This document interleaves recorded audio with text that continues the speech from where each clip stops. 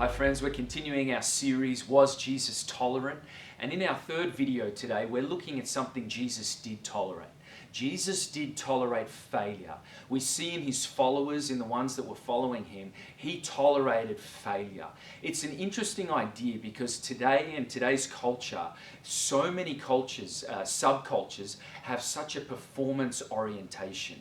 There are so many subcultures where we have to perform to a certain level, and there seems to be at times no room for failure, especially in academia and in careers. It seems that we cannot fail. If we fail, all things will go, so many things will go wrong. But what's interesting is we see Jesus actually tolerate failure in his followers. A great example is one of his main followers, Peter.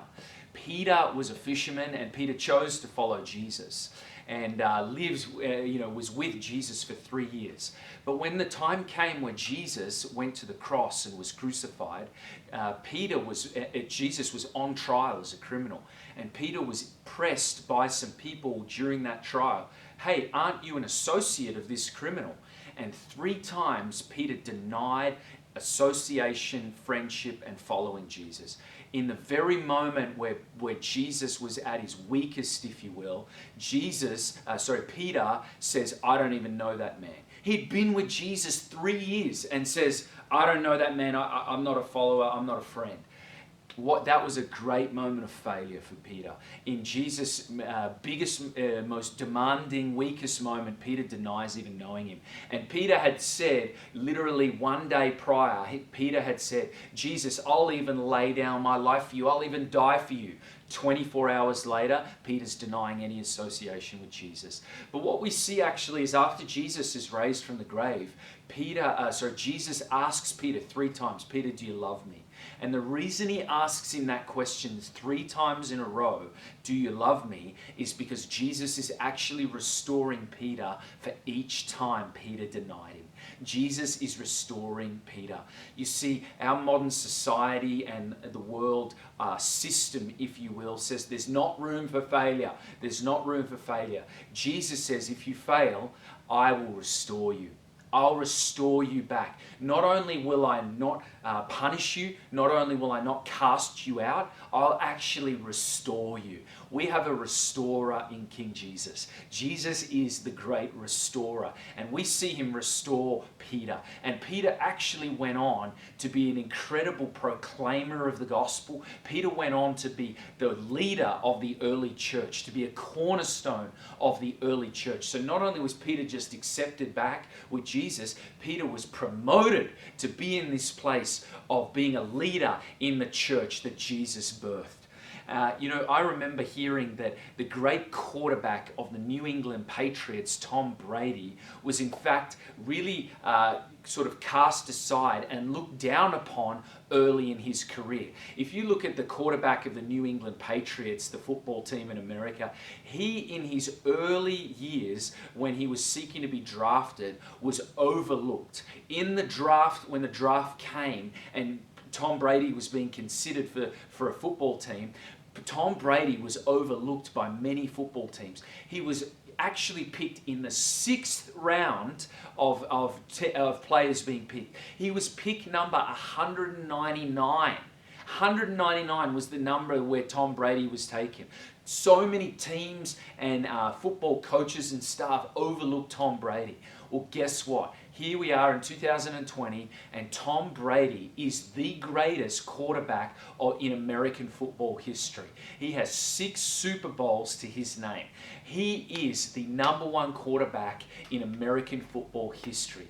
It's a remarkable story because he was pick number 199. He was overlooked. Friends, that's a great example of the gospel. It's a great example of the gospel where the gospel says, hey, you've been overlooked by people. You've been overlooked by leaders, by employers. You've been overlooked by academic professors. You've been overlooked maybe by your family, by friends. But Jesus says, I won't overlook you. I'll tolerate your failure, and I'll actually restore you to a place of acceptance, a place of belonging, a place of destiny and purpose. I'll restore you. That's the gospel. Jesus says, I won't overlook you. I'll actually take you to a higher place. Where you have failed, I'll restore you. This gospel, it really is good news, I'm telling you. And actually, Jesus teaches that actually the weak are perfect candidates to be used by God. We as weak people, I'm a weak person. I've failed. I've made many, many mistakes over my life. I have done so many things wrong. I can remember so many times being so horrible to my parents. I can remember so many times acting selfishly. So many times where I've said things to people that were just horrible. And yet Jesus has restored me, has tolerated my failure, has brought me through His grace to a higher place. And I'm actually become a perfect candidate to be used by God. And friends, it's the same for all of us. We're perfect candidates to be used by God because God's grace makes up the difference. God's grace makes up the divide. It crosses the bridge. It's His grace that crosses the bridge, that turns failures into successful people, that turns people that are overlooked into prominent, fruitful people. It's God's grace that does that. We are perfect candidates if we're failures. We're perfect candidates to be used by God. All we need to do is humble ourselves and say, Jesus, you can use me. I need you. I need your grace. I need you to take my life, to give me a new life, to give me a hope and a future.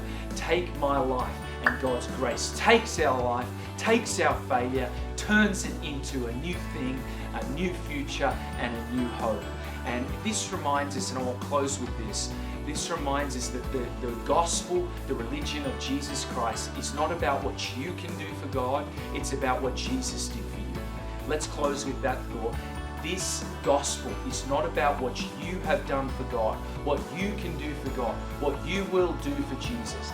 This gospel, this religion is about what God has done for you and what He enables to be possible for your life. I hope that encourages you today. God bless you.